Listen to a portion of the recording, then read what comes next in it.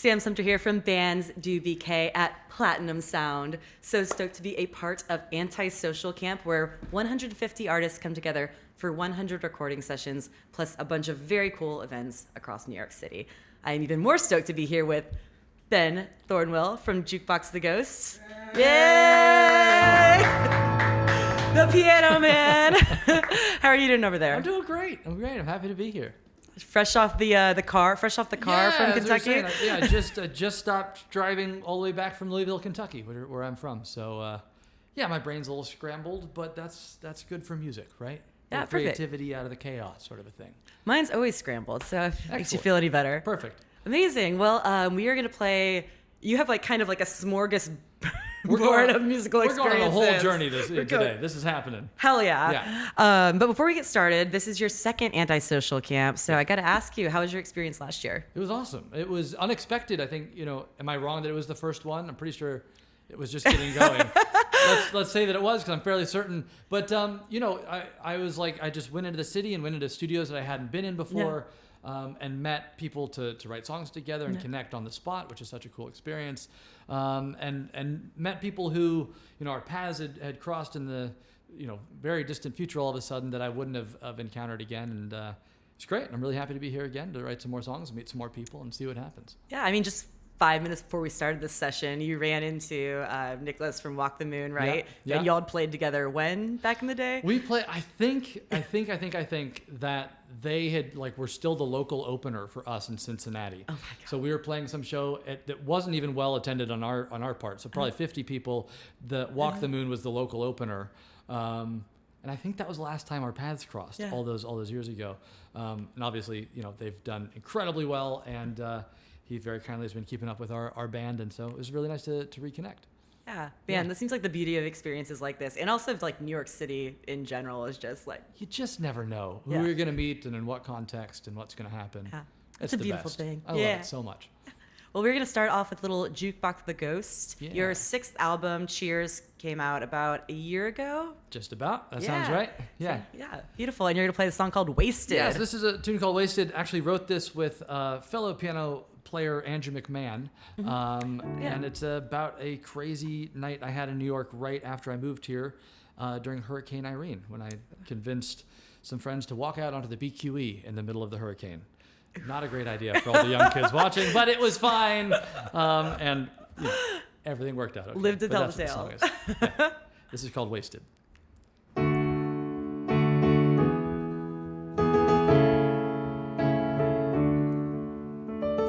New York, you never sleep, but that night I swear that you were sleeping. The storm came, flooding the streets. My friends and I walked out on the expressway, long before we cared about winning, or worried about our parents getting older. Back when life was just beginning, put our faces to the rain and the wind and the cold, and we felt it. We were broke, we were brave, 25 years in a hurricane. Ooh, we were wild, we were wasted. Up all night, we dreamed all day, almost let you slip away.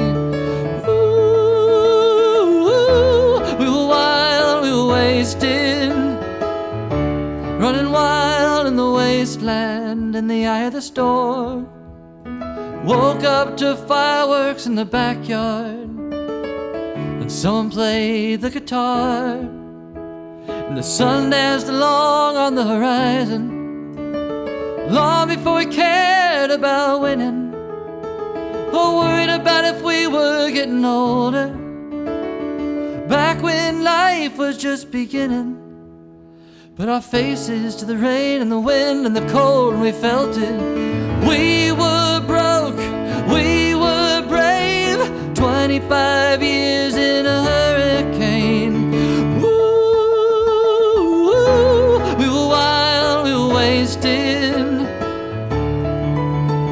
Up all night, we dreamed all day, almost let you you slip away. Ooh, we were wild, we were wasted, running wild in the wasteland, running wild in the wasteland.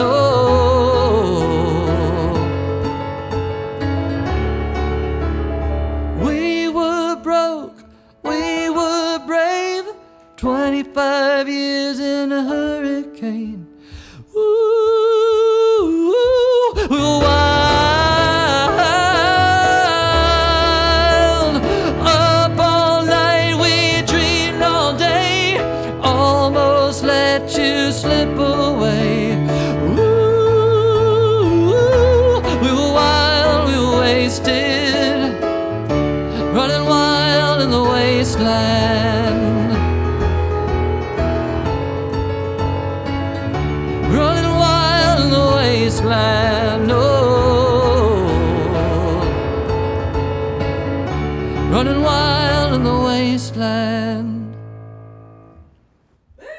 Yeah. Let's keep the applause going. It's not for me, it's for all of us. Thank you. Oh man, I'm just having such a strong visual now of you guys doing It was that. a big mistake, but you know, I just had an aunt of mine had done that years and years and years ago. Yeah. I was like a little drunk, and I was like, "Oh, that's a great idea. Let's convince all these guys to walk out on the BQE at 3 a.m. in the middle of a hurricane," because it's the only time the city was actually ever quiet. There Yeah. was no one out, no cars, nothing. It was irresponsible, but pretty magical if you think about it. Those things often coincide. Yeah, yeah. Actually. Yeah. And how long have you lived in New York now?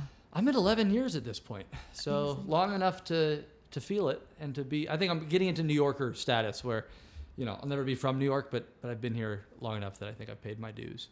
Yeah. Absolutely. And it seems like New York kind of just is almost a character in this camp. Like that's such an important part of it is Yeah. that it's taking place in places across the city and featuring talent, you know, largely from the city. Yeah. Well, And, there's just something magical about this city because, you know, if you're just like walking down Midtown, we're in Midtown right now, you don't know that this exists. You don't know that there's like little bars, there's little pockets of like creativity and things happening. And like, this is not the only music industry stuff happening. There's Broadway, which is like exploding. There's jazz clubs. Yeah. There's so much cool stuff in the city all the time. And the magic is you don't know where it is or how it's happening. You gotta be here and discover it and work your way through. I love that. Yeah, and there's always more to discover. I think like the first time and only time we've ever interacted before this was when I interviewed you for the Bands DPK book. Yeah. And we were talking about your favorite place in Brooklyn. Little Purity. Little Gotta give a Purity. shout out. My favorite diner. The main reason I go on tour still is to go to local diners. I love them so much. And of course I have one in my neighborhood. So Little Purity. Go see Nick and Rini. They'll hook you up. Yeah, had to give them the shout out. Yeah. Yeah. Well, beyond Jukebox the Ghost stuff, you have a few other things going, including the TikTok sensation. It's a whole world. But yeah, over the last like couple of years, this happened during the pandemic where every day at noon, I would just get on Instagram Live, Facebook Live, whatever it was, and I would just play. I just improvise for 30 minutes. It was a way to stay active, to stay engaged with the people that were there in their own homes, blah, blah, blah. One of the things that I did during that is whenever it was somebody's birthday in the chat, they would say that, and then I would turn their names into music. I did this a bunch. It was just sort of a gimmick. And then I started doing it on TikTok, and it blew up. Yeah. And multiple videos have millions of plays and thousands of comments and the whole thing. And so I just released an album, like a mini album, 5, 6, 7 songs of my favorite names that I turned into music. I'll explain how it works because I know it's just like, what are you talking about? What is happening? Here's how I do it. I arbitrarily gave the letter A to middle C, A, B, C, D, E, F, G, H, I, J, K, L, M, N, O, P, Q, R, all the way up to Z. And then I find the letters in people's names, and then on the spot improvise a piece based off that. And Sam, since we're talking, I thought I would do your name today. I would be honored. Okay, so A is obvious. M, A, B, C, D, E, F, G, H, I, J, K, L, M, N, O, P, Q, R, M, N, O, P, Q, R, S. It's S, A, M. That's your name. I'm feeling that. That resonates with me. Some names are like, and then it's a real. This is nice and clean. So here's your name in music. See how this works.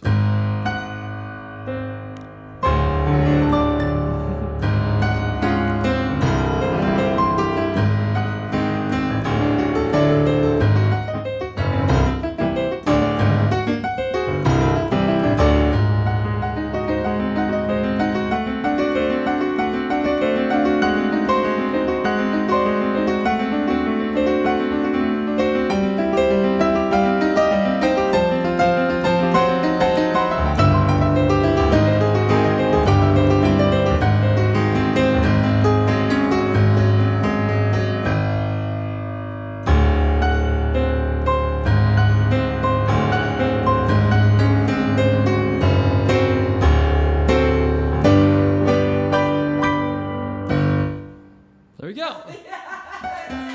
SAM. That was amazing in general, and from the perspective of someone who is not a musician and only knows like hot cross buns on the recorder. That was just my head watching you play. It's so fun for me because I'm a classical pianist at heart. That's what I grew up doing, and I learned to write songs by playing Beethoven, playing these things, messing up, and then sort of exploring. And there used to be a huge tradition in classical music of improvising, doing it off of themes.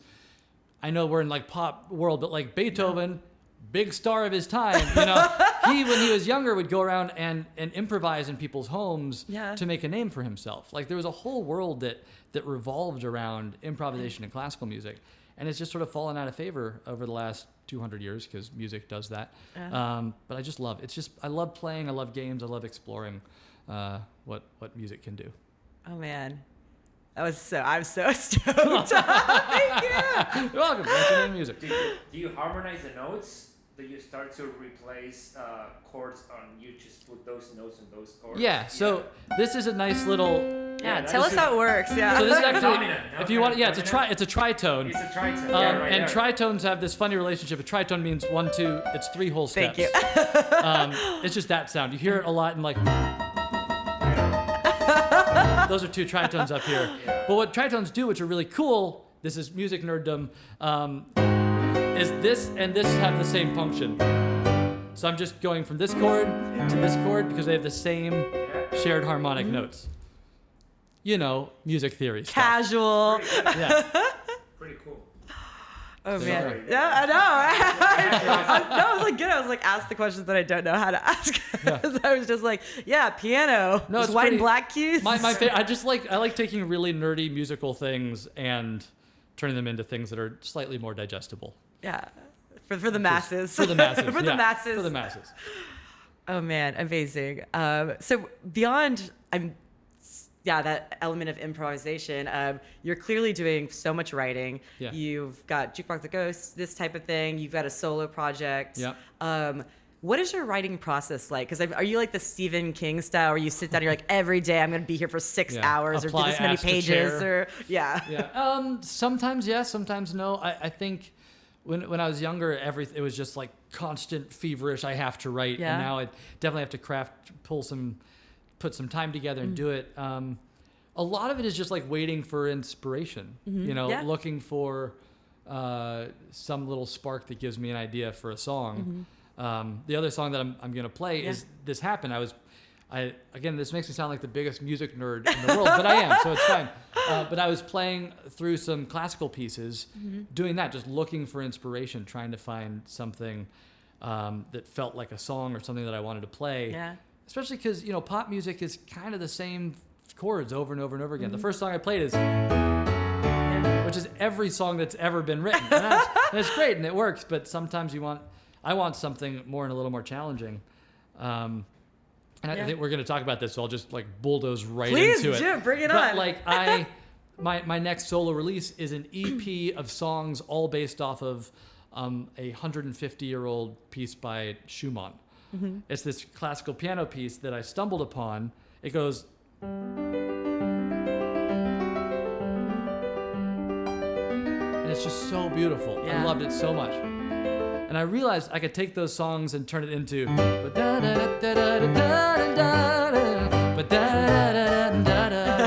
There's that version.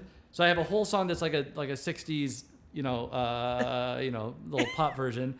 Then there's an 80s synth pop version, which I cannot play, but it's lots of like plucky synth stuff.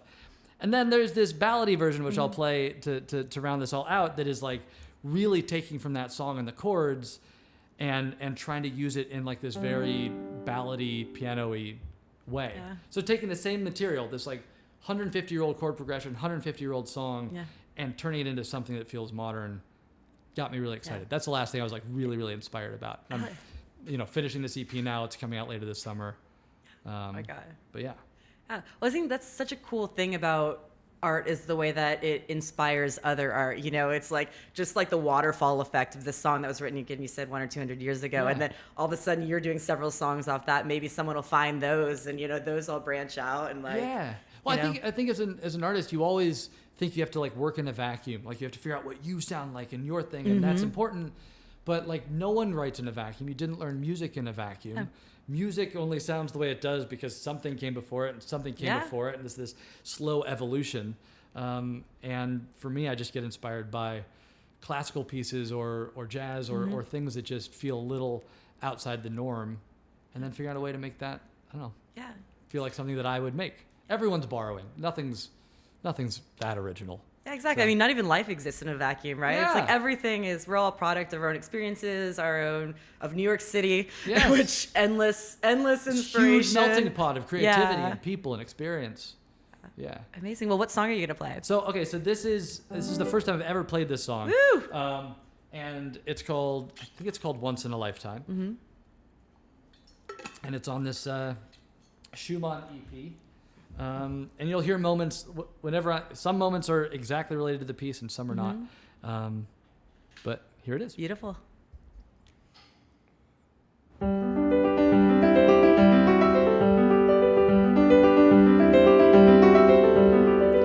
Once in a lifetime you get a feeling. One little breath and everything changes. Don't let it slip from your hands, from your grasp. It could be what it seems, and you could get everything you dreamed at last.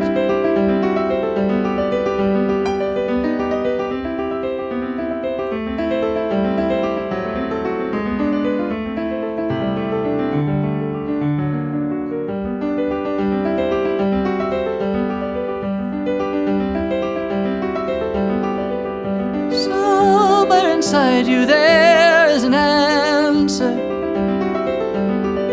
Ask the right question and everything changes. Your heart is a dream to a key to a door. Open it carefully and you could find everything you're searching for.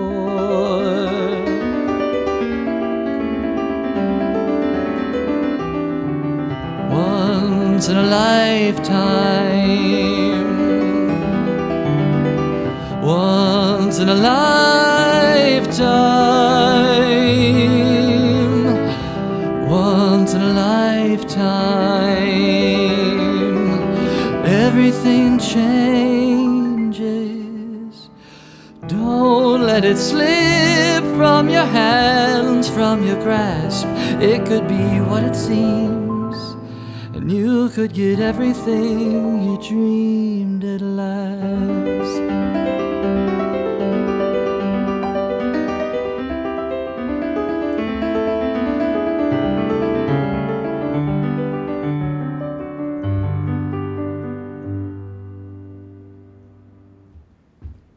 There you go. Beautiful. Damn. Thanks, everybody. Thanks. I'm just like, melting over here. I mean, Sam was my favorite of the three, obviously. Obviously. But you're a little biased, so that's okay. Just a tad. Yeah. But yeah, that was fantastic. Thank you so much. So much. Do you have any shows coming up in the horizon? I don't. It's a quiet summer. Yeah. Working on new music and working on new Jukebox the Ghost music and just writing. Working on a couple of musicals. That's the thing I've been working on now. Really? So, yeah. So doing a couple like writing retreats for that, and I don't know, just trying to make cool shit as much as I can and see what happens. Yeah. So yeah. Make cool shit. I think that's just the guiding principle, and as it should be. It's like Trying. have fun, meet cool people, make cool shit. That's it. May we all be so lucky. Yeah. True that. Thank you so much. This has truly been You're welcome. amazing. Thanks for having me and chatting with me. This is so fun. Oh yeah. Until next time. Until next time. The end is. Yeah, exactly. It's like, what do you utilize? Yeah.